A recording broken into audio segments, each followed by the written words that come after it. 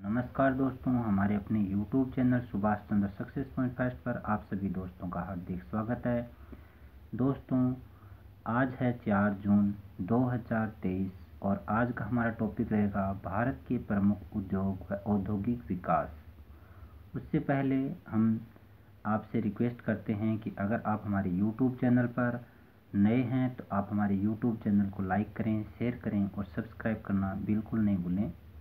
और सभी ग्रुपों में हमारी जो क्लासेज चल रही हैं, जो वीडियो चल रहे हैं, उन सभी को शेयर करें, स्टेटस पर लगाएं और सभी दोस्तों को ज़रूर जोड़ें। आज हम कुछ जो ऊर्जा से बचे हुए 2, 3, 4 प्रश्न हैं उनको पहले क्लियर करते हैं, फिर हमारे टॉपिक पे आएंगे। सबसे पहले प्रश्न की बात करेंगे कि भारत में अक्षय ऊर्जा और ऊर्जा दक्षता संरक्षण परियोजनाओं को बढ़ावा देने, विकसित करने और वित्तीय सहायता देने के उद्देश्य से ईडा की स्थापना की गई। ऑप्शन नंबर 1 है 5 मार्च 1986, ऑप्शन नंबर 2 है 8 मार्च 1986, ऑप्शन नंबर 3 है 10 मार्च 1985 और ऑप्शन नंबर 4 है 11 मार्च 1987। इस प्रश्न का सही उत्तर रहेगा 11 मार्च 1987, ऑप्शन नंबर 4। इसके बाद में हम ऑप्शन नंबर 4 इस प्रश्न का सही उत्तर है। इसके बाद में अगले प्रश्न की तरफ बढ़ते हैं। देश की ग्रामीण विद्युतीकरण योजनाओं को वित्त उपलब्ध कराने हेतु स्थापना की गई है। ऑप्शन नंबर 1 है ग्रामीण विद्युतीकरण निगम लिमिटेड, ऑप्शन नंबर 2 है ग्राम्य प्रकाश लिमिटेड, ऑप्शन नंबर 3 है भारतीय ग्राम बिजली निगम लिमिटेड, ऑप्शन नंबर 4 है भारतीय बिजली ग्रिड निगम लिमिटेड। इस प्रश्न का सही उत्तर रहेगा ऑप्शन नंबर 1 ग्रामीण विद्युतीकरण निगम लिमिटेड। नेक्स्ट में बात करें तो अंतर्राष्ट्रीय परमाणु ऊर्जा प्राधिकरण स्थापित किया गया है। ऑप्शन नंबर 1 है दावोस स्विट्जरलैंड में, ऑप्शन नंबर 2 है वियना ऑस्ट्रिया के अंदर, ऑप्शन नंबर 3 है क्वींसलैंड ऑस्ट्रेलिया के अंदर, ऑप्शन नंबर 4 है लंदन इंग्लैंड के अंदर। तो इस प्रश्न का सही उत्तर रहेगा ऑप्शन नंबर 2 वियना ऑस्ट्रिया के अंदर। नेक्स्ट प्रश्न है वानो स्थापित किया गया है। ऑप्शन नंबर 1 है न्यूयॉर्क, ऑप्शन नंबर 2 है लंदन, ऑप्शन नंबर 3 है हेग, ऑप्शन नंबर 4 है वियना। तो वानो है उसकी स्थापना लंदन में की गई है। इसके बाद में ऊर्जा से संबंधित प्रश्नों में लास्ट प्रश्न है परमाणु ऊर्जा अधिनियम लागू किया गया। ऑप्शन नंबर 1 है 15 सितंबर 1960, ऑप्शन नंबर 2 है 15 सितंबर 1961, ऑप्शन नंबर 3 है 15 सितंबर 1962, ऑप्शन नंबर 4 है 15 सितंबर 1963। तो परमाणु ऊर्जा अधिनियम है वो 15 सितंबर 1962 को लागू किया गया था। तो इस प्रकार से इस प्रश्न का सही उत्तर रहेगा ऑप्शन नंबर 3। और फिर इसके बाद में हम आगे चलते हैं हमारे आज के टॉपिक की तरफ, भारत के प्रमुख उद्योग व औद्योगिक विकास से संबंधित कुछ महत्वपूर्ण प्रश्न। सबसे पहला प्रश्न रहेगा रेशम के कीड़े पाले जाते हैं। ऑप्शन नंबर 1 है शहतूत के पेड़ पर, ऑप्शन नंबर 2 है अर्जुन के पेड़ पर, ऑप्शन नंबर 3 है अशोक के पेड़ पर, ऑप्शन नंबर 4 है साल के वृक्ष पर। इस प्रश्न का सही उत्तर रहेगा ऑप्शन नंबर 1 शहतूत के पेड़ पर। नेक्स्ट में चलते हैं अगले प्रश्न की तरफ और देखते हैं भारतीय हाथकरघा प्रौद्योगिकी संस्थान स्थित है। ऑप्शन नंबर 1 है जयपुर के अंदर, ऑप्शन नंबर 2 है जोधपुर के अंदर, ऑप्शन नंबर 3 है कोटा के अंदर, ऑप्शन नंबर 4 है उदयपुर के अंदर। तो इस प्रश्न का सही उत्तर रहेगा ऑप्शन नंबर 2 जोधपुर के अंदर। नेक्स्ट में चलते हैं अगले प्रश्न की तरफ और बात करते हैं 1947 में भारत पाकिस्तान विभाजन का सर्वाधिक बुरा प्रभाव किस उद्योग पर पड़ा। ऑप्शन नंबर 1 है चीनी उद्योग, ऑप्शन नंबर 2 है सीमेंट उद्योग, ऑप्शन नंबर 3 है पटसन उद्योग, ऑप्शन नंबर 4 है लोहा व इस्पात उद्योग। तो इस प्रश्न का सही उत्तर रहेगा ऑप्शन नंबर 3 पटसन उद्योग।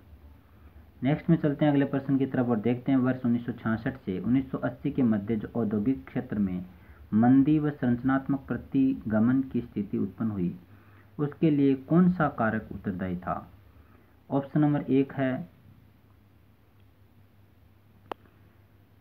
1965 एवं 1971 के युद्ध, ऑप्शन नंबर 2 है 1973 का तेल संकट, ऑप्शन नंबर 3 है 1966 का भीषण सूखा, ऑप्शन नंबर 4 है हरित क्रांति। तो निम्नलिखित कूट के आधार पर सही विकल्प का चयन करना है। ये जो कूट है कूट नंबर 1 में दे रखा है 1, 2 और 3, कूट नंबर 2 में दे रखा है 1, 2 और 4, कूट नंबर 3 में दे रखा है 1 और 2 और कूट नंबर 4 के अंदर दे रखा है उपयुक्त सभी। तो इस प्रश्न का सही उत्तर रहेगा कूट नंबर 1, 1, 2 और 3। इसका मतलब ये है कि इस प्रश्न का सही उत्तर क्या रहेगा 1965 एवं 1971 के युद्ध। ऑप्शन नंबर 2 भी सही है 1973 का तेल संकट, और ऑप्शन नंबर 3 भी सही है, 1966 का भीषण सूखा। वर्ष 1966 से 1980 के मध्य जो औद्योगिक क्षेत्र में मंदी व संरचनात्मक प्रतिगमन की स्थिति उत्पन्न हुई, उसके ये मुख्य 3 कारण माने गए हैं। नेक्स्ट में चलते हैं अगले प्रश्न की तरफ और बात करते हैं, निम्न में से किस सार्वजनिक उपक्रम को महारत्न का दर्जा प्राप्त है? ऑप्शन नंबर 1 है IOC, ऑप्शन नंबर 2 है ONGC, ऑप्शन नंबर 3 है SAIL, ऑप्शन नंबर 4 है उक्त सभी। तो जो इस प्रश्न का उत्तर रहेगा वो रहेगा ऑप्शन नंबर 4, उक्त सभी। तो सार्वजनिक उपक्रम को महारत्न का दर्जा है वो इन तीनों को ही प्रदान किया गया है। इसके बाद में अगला है, भारत में औद्योगिक क्षेत्र में सर्वाधिक रोजगार देने वाला उद्योग कौन सा है? ऑप्शन नंबर 1 है जूट उद्योग, ऑप्शन नंबर 2 है वस्त्र उद्योग, ऑप्शन नंबर 3 है चीनी उद्योग, ऑप्शन नंबर 4 है लोहा और इस्पात उद्योग। तो इस प्रश्न का सही उत्तर रहेगा ऑप्शन नंबर 2, वस्त्र उद्योग। भारत में औद्योगिक क्षेत्र में सर्वाधिक रोजगार देने वाला जो उद्योग है वो वस्त्र उद्योग है। इसके बाद में अगला प्रश्न है, एसोसिएटेड सीमेंट कंपनी ACC की स्थापना कब हुई? ऑप्शन नंबर 1 है 1934, ऑप्शन नंबर 2 है 1956, ऑप्शन नंबर 3 है 1936, ऑप्शन नंबर 4 है 1948। तो इस प्रश्न का सही उत्तर रहेगा ऑप्शन नंबर 3, 1936 में एसोसिएटेड सीमेंटेड कंपनी ACC की स्थापना की गई थी। इसके बाद में अगले प्रश्न की तरफ बढ़ते हैं और औद्योगिक विकास दर बढ़ाने के लिए निम्नलिखित उपाय करने चाहिए। ऑप्शन नंबर 1 है आधुनिक तकनीक का प्रयोग, ऑप्शन नंबर 2 है प्राकृतिक साधनों का मितव्ययी उपयोग, ऑप्शन नंबर 3 है उत्पादन क्षमता का पूरा उपयोग, ऑप्शन नंबर 4 है जनसंख्या में तेजी से वृद्धि। तो इस प्रश्न का सही उत्तर रहेगा ऑप्शन नंबर 1, और इसमें हम चर्चा करेंगे निम्नलिखित कूट के आधार पर सही विकल्प का चयन करना है। तो इसमें देखना है कूट नंबर 1 के अंदर दे रखा है 1 और 2, कूट नंबर 2 में दे रखा है 1, 2 और 4, कूट नंबर 3 में दे रखा है 1, 2 और 3, और कूट नंबर 4 में दे रखा है उपयुक्त सभी। तो इस प्रश्न का सही उत्तर रहेगा ऑप्शन नंबर 3, कूट नंबर 1, 2 और 3। ठीक है, तो कूट नंबर के अंदर 1, 2 और 3 तीनों ऑप्शन हैं वो बिल्कुल सही हैं। आधुनिक तकनीकी का प्रयोग, प्राकृतिक साधनों का मितव्ययी उपयोग, उत्पादन क्षमता का पूरा प्रयोग, तो ये औद्योगिक विकास दर को बढ़ाने के लिए सबसे महत्वपूर्ण कारक माने गए हैं। इसके बाद में अगला प्रश्न है, कृष्ण क्रांति का संबंध किस उद्योग से है? तो कृष्ण क्रांति है वो कौन से उद्योग से संबंधित है? ऑप्शन नंबर 1 है कोयला उद्योग, ऑप्शन नंबर 2 है खनिज तेल उद्योग, ऑप्शन नंबर 3 है जूट उद्योग, ऑप्शन नंबर 4 है अफीम उद्योग। तो इस प्रश्न का सही उत्तर रहेगा ऑप्शन नंबर 2, खनिज तेल उद्योग। नेक्स्ट में बात करें अगले प्रश्न की, तो भारत में इस्पात कारखानों का कौन सा समूह है स्वतंत्रता के पश्चात स्थापित किया गया है? तो ऑप्शन नंबर 1 है भिलाई, दुर्गापुर, जमशेदपुर, ऑप्शन नंबर 2 है भिलाई, दुर्गापुर, भद्रावती, ऑप्शन नंबर 3 है भिलाई, राउरकेला, दुर्गापुर, और ऑप्शन नंबर 4 है बरनपुर, दुर्गापुर, राउरकेला। तो इस प्रश्न का सही उत्तर रहेगा ऑप्शन नंबर 3, भिलाई, राउरकेला, दुर्गापुर। भारत में इस्पात कारखानों का वह समूह है जिसमें स्वतंत्रता के बाद इनको स्थापित किया गया है। नेक्स्ट में बात करें अगले प्रश्न की, तो औद्योगिक विकास का आशय क्या है? ऑप्शन नंबर 1 है बड़े उद्योगों का विकास, ऑप्शन नंबर 2 है आधारभूत ढांचे का विकास, ऑप्शन नंबर 3 है उद्योगों का नियमित एवं क्रमिक विकास, ऑप्शन नंबर 4 है लघु व कुटीर उद्योगों का विकास। तो इस प्रश्न का सही उत्तर रहेगा ऑप्शन नंबर 3, उद्योगों का नियमित एवं क्रमिक विकास। और इसके बाद में अगले प्रश्न की तरफ बढ़ते हैं, जो आज की क्लास का लास्ट प्रश्न है, लघु उद्योगों के उत्पादन के निर्यात को प्रोत्साहित करने के लिए नोडल एजेंसी के रूप में कार्य करता है। तो ऑप्शन नंबर 1 है SIDPI, ऑप्शन नंबर 2 है ECGC, ऑप्शन नंबर 3 है SIDO, और ऑप्शन नंबर 4 है IIDC।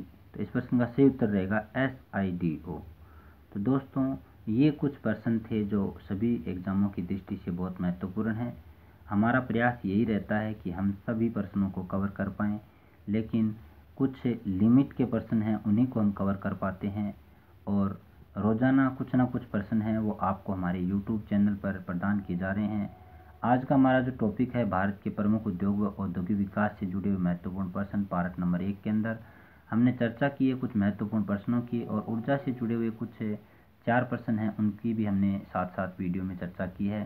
तो आज का वीडियो अगर आपको अच्छा लगा है तो आप हमारे वीडियो को ज़्यादा से ज़्यादा शेयर करें, लाइक करें, और शेयर करने के बाद में सब्सक्राइब करना बिल्कुल नहीं भूलें।